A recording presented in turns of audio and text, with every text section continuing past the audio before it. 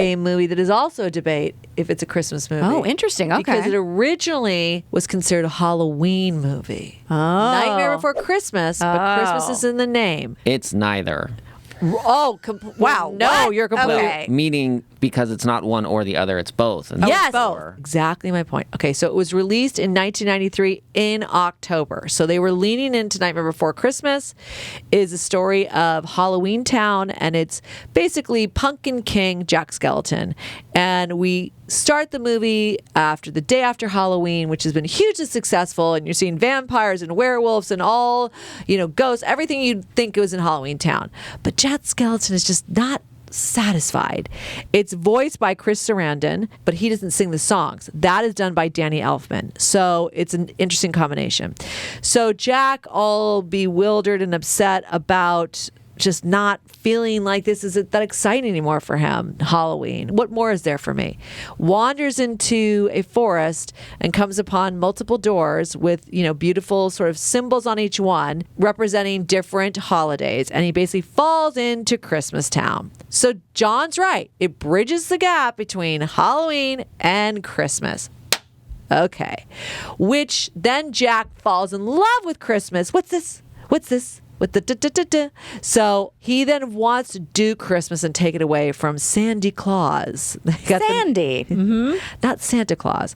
And chaos ensues. It is Tim Burton's vision. He did not write the screenplay of it. That was done by Carolyn Thompson, and it was directed by Henry Selick. So it's interesting because they'll sometimes put Tim Burton's Nightmare Before Christmas.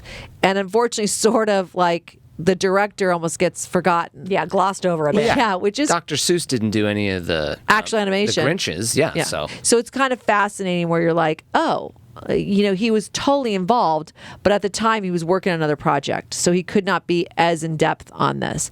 It has become a total classic, and it's really, once again, where do you belong? Where are your true talents, and lean into those. And it's also a love story and finding who your family is and embracing that, and how it can go really wrong if you decide to insert yourself in a position where maybe you should not be. Okay. But, the voices, ironically, guess what? She's a Christmas miracle.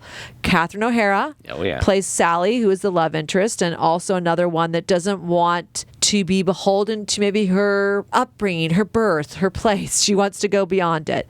And like I said, Chris Sarandon voices Jack Skellington, but Danny Elfman sings the songs. And Danny Elfman also does a couple other voice characters as well. Well, and did you say that he wrote the score and all the songs? And that was the beginning. Tim Burton, that was really the beginning of their long-term, partnership, collaboration really, yeah. Of Danny Elfman, who is known for the band Oingo Boingo. It was now Danny Elfman doing soundtracks, which, basically really changed, a composer. It changed the course of his life because, I don't know that Oingo Boingo will be doing anything other than tribute tours right now. I mean, just in the sense of like how old they would be.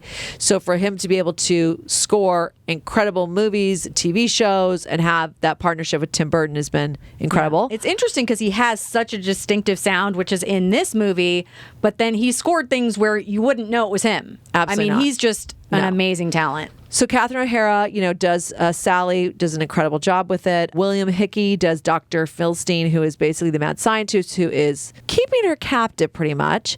Then you have Paul Reubens, from, Pee-wee's Big Adventure and Batman Returned, which is our collaborations also with Tim Burton.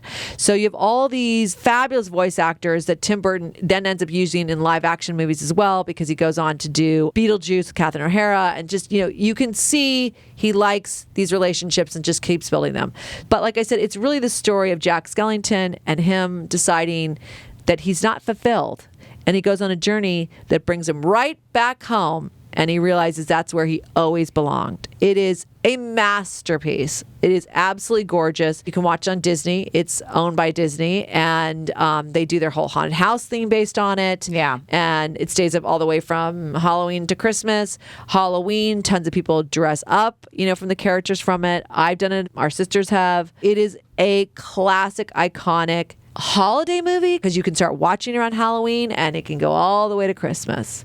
And then you can also just other times fall into it. I just want to watch this scene because what's going to happen? Like the mayor, I'm only an elected official. I mean, there's just so many great voice actors in it. Okay, so that was mine, The Nightmare Before Christmas. Tim Burton's The Nightmare Before Christmas. Yeah, and as a side note, we also did Huge Fans on Tim Burton. Yes. And talked about it a lot in that episode of the Huge Fans podcast. Not to challenge you, Liz, but I did actually watch that before our Halloween episode, and I was wearing Jack Skellington Nightmare Before Christmas stuff then. And I don't disagree. There's a lot of Christmas energy in it, but it's a kind of a dark vibe of Christmas. It's a little more of a goth vibe, which is a different vibe. So that works. I will say, Liz, did you also, I think you were the first, I don't remember, didn't you get I wouldn't say ornament, but a decoration somewhat inspired by this, I feel like? Oh, yeah. I have a black Christmas tree. But it doesn't stay up through Christmas. No, it's a Halloween. It's a Halloween. But that's pumpkins on it, right? Yeah, that's the crossover. That's the crossover. Yes. It's, listen, I mean, I there are people that truly embrace it, and they almost, their lives are borderline themed on it. Like, that's the influence it's had. It's very impactful. Very impactful. Nightmare Before Christmas, available on Disney Plus.